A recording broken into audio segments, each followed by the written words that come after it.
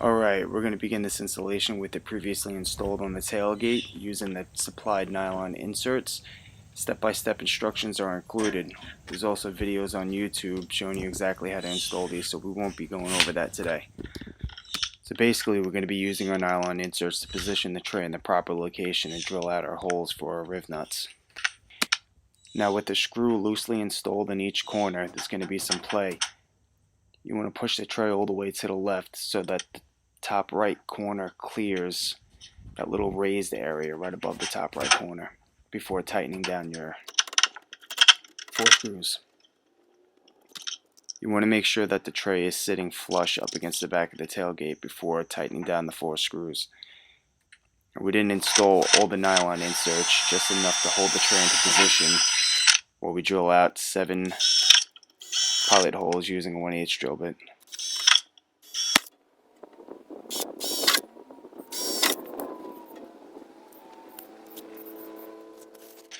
So these are the threaded Riv-nuts that I decided to go with. They're 632s. And Doc recommends using M4 4mm Riv-nuts for this installation. Cavehawk helicopters ruining my video. Good boy. And this is the threaded insert riveter kit that I got from Harbor Freight. It's about $21.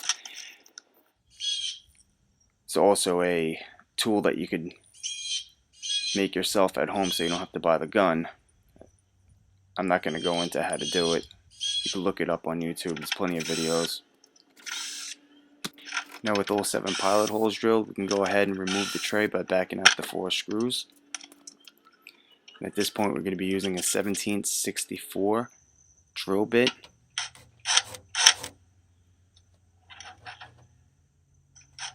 And this is the proper drill bit for the 632 Riv-nuts.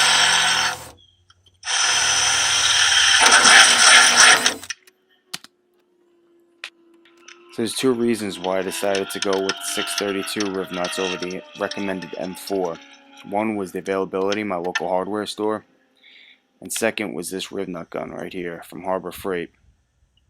It doesn't come with an adapter for the M4 Riv-nuts, but it does have one for the 632. So it's pretty self-explanatory. You choose the proper adapter that you want to use, in this case 632. You screw the Riv-nut on. You insert it into the hole.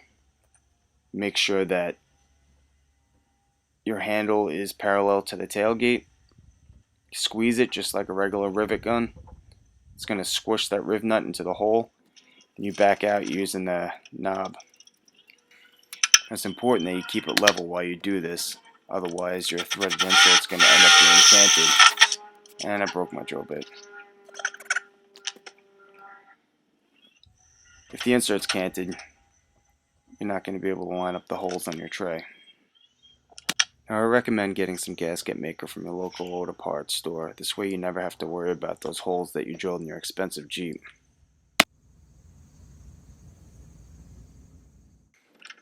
Now at this point we're going to continue drilling the remaining pilot holes.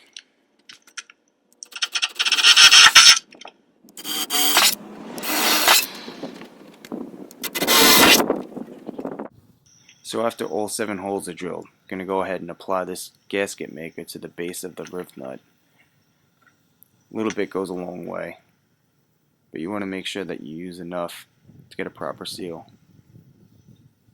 And any excess that pushes out the sides will wipe right off.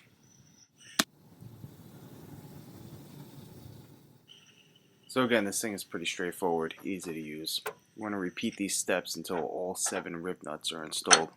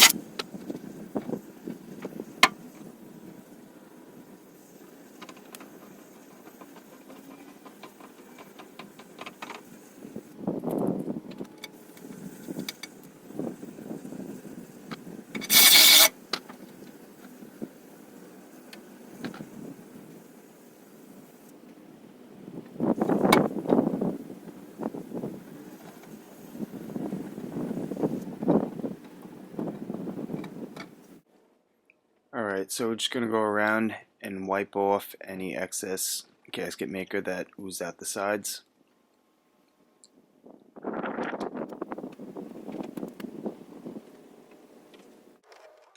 And at this point, if you haven't done so already, go ahead and remove the remaining nylon inserts.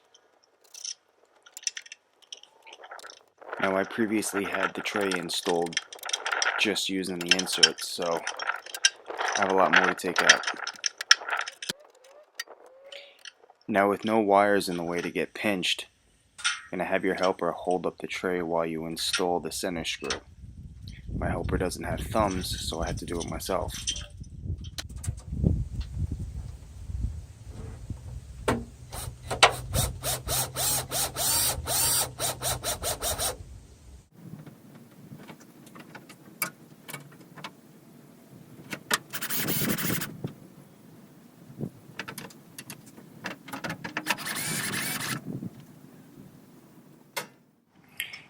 Now you can go ahead and install the remaining screws.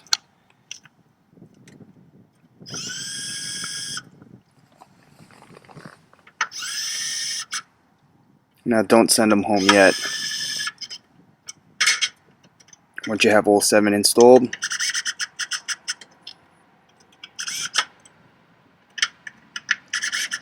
go ahead and tighten them down.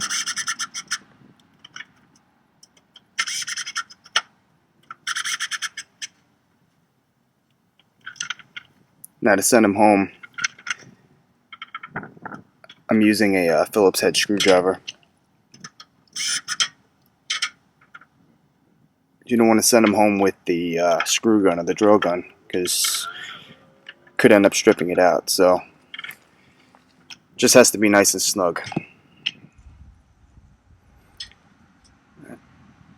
Check the power cord lines.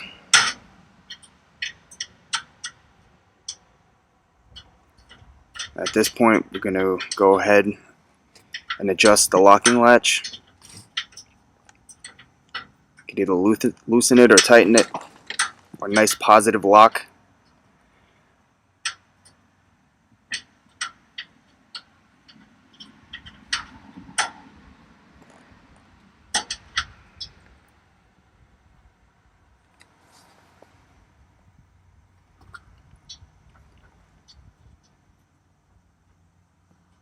And then once you get the latch to exactly where you want it set, go ahead and install lock washer, a 5mm nut,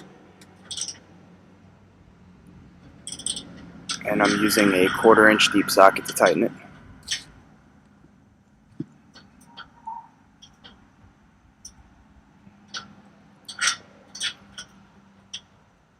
I found throughout the summer that when the tray was in the down position, the latches tended to kind of walk out, or I found myself always adjusting them.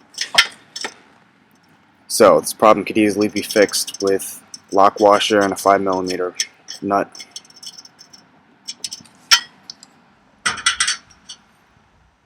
Check it one last time. Everything looks good.